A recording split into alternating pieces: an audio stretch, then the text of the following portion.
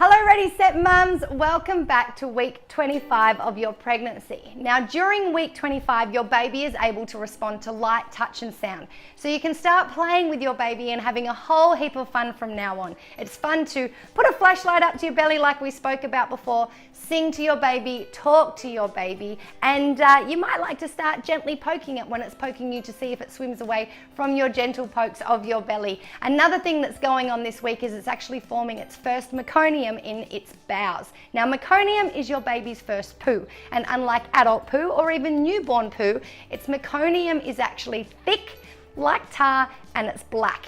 So you might like to consider, if you want to, helping your birthing partner or the dad of the baby or your partner to interact and bond with your baby by getting them to change the first meconium poo nappy. Make sure you have plenty of water and plenty of wipes because there will be a lot of wiping required. Now your tiny little baby is forming more and more capillaries under its skin, which are filling up with blood and is giving it a pinkish complexion. These capillaries will also help to develop your baby's lungs in the next coming week. Your baby's ears are fully developed and it's got little holes now, and its ears look like normal people's ears, exactly, normal people's ears, exactly as they should, and its nostrils are also open and it's practicing breathing. So it's taking in or breathing in amniotic fluid inside of your uterus, and it can even sense some smells from inside your uterus. Pretty amazing. Now you may have noticed that you've put on a little bit of weight or a fair bit of weight by around week 25. So the average, if you're carrying a single baby, is about 12 to 18 pounds.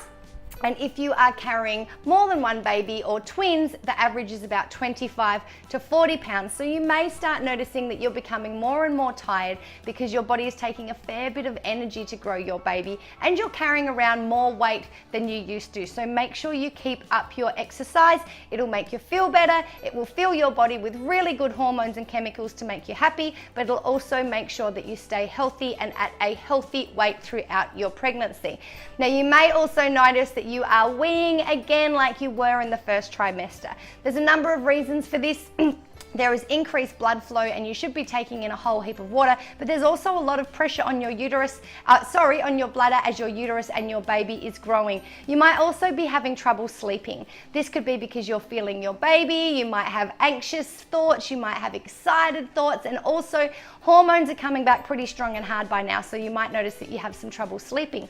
You also might notice that you have RLS, or restless leg syndrome. I used to get this at night time, and this can be a sign of an iron deficiency in pregnant women, which is really quite normal. A lot of women get it, so make sure you talk to your doctor about iron supplements or you're getting plenty of iron-rich foods. Now, a few other things that might be happening around this time is that you might be feeling a little pressure down there, and a lot of women will get hemorrhoids. Now, hemorrhoids are actually swollen varicose veins, and the baby is putting on a lot of pressure down in your bottom area, and sometimes you will find hemorrhoids protruding from your bottom. You can go to your chemist and speak about what you can do to get relief from this, but make sure that you rest when you need to, make sure that you do gentle exercise, that you're eating foods to help soften your bowel movements, and you're drinking plenty of water. You might also find that you are snoring, and this could be because of the excess blood flow that are coming in and around your face and your nasal area. If it is disturbing your sleep, speak to your doctor about this as well.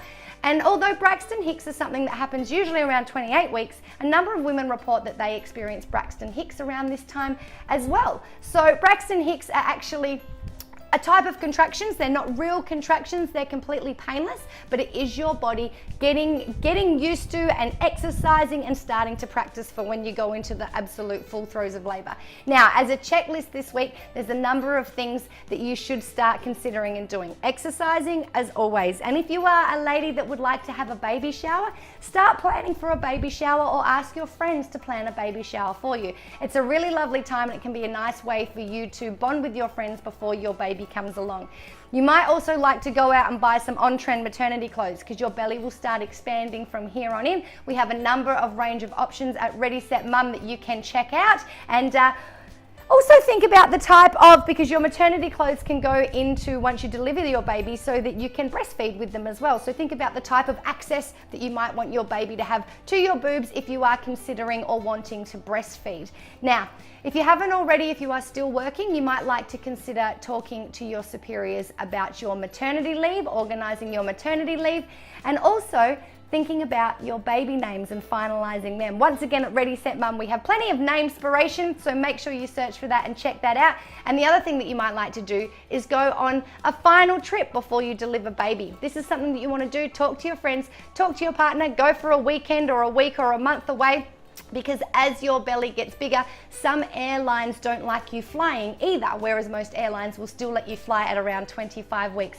Now, one other hint, and I know we've spoken about this before, if there are things that you need or that you want from your partner, remember they're not very good at reading minds, make sure you tell them and let them know if you need help. You're not expected to do everything on your own. You are getting a little bit heavier and a little bit tired. Sometimes it can be hard to sit at a table and sit at your desk and get to benches, so just ask if you need to get things down out of the cupboard or get something done, or if you need someone else to watch your kids while you have a bit of a rest and put your feet up.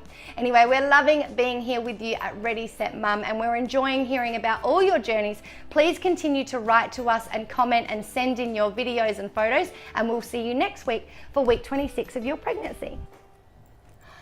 I'm hiding from my kids, but before you go, do you love this video? And did you want more great pregnancy information delivered directly to you? If so, make sure you just drop by and subscribe to Ready Set Mum using the links below. Good luck.